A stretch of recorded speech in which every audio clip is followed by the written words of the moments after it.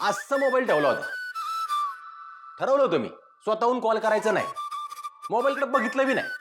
आता छातीवर हात ठेवून खरं खरं सांग मला, मोबाईलकडे बघितलं पण नाही ना तू?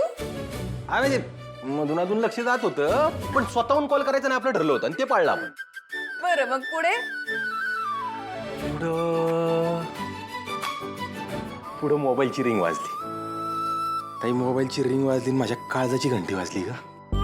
ते गौरीने स्वतःहून फोन केला. मग म्हणली भेटायचंय. मग तुझ्या भावाने भाव खाल्ला. मी म्हणलं का का भेटायचं, काम काय?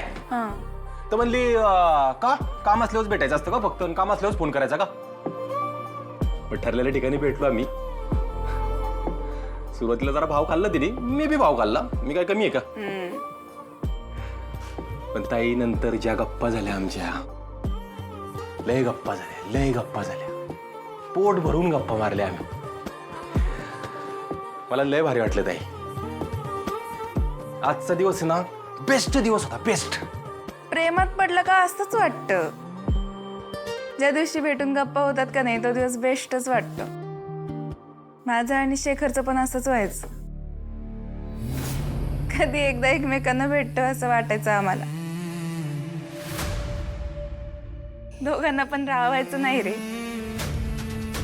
मला तर असं झालं का कधी एकदा मी लग्न करते. नंतर लग्न केलं.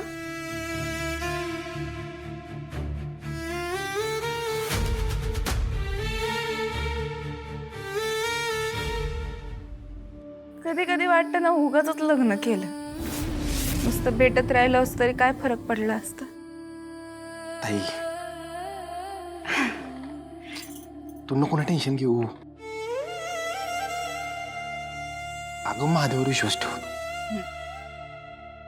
ते सगळं ठीक करणार आहेत.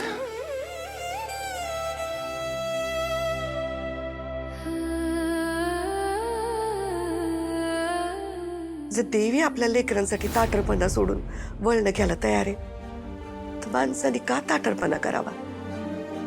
आणि आईने तर नाहीच नाही. कारण लेकीच्या सुखातच आईचं सुख आहे.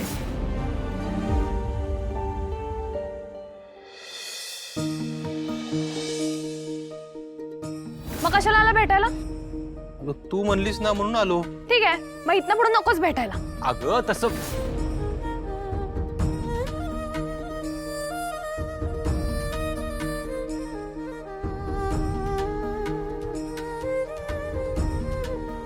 आज जरा जास्तच झालं माझ्याकडून.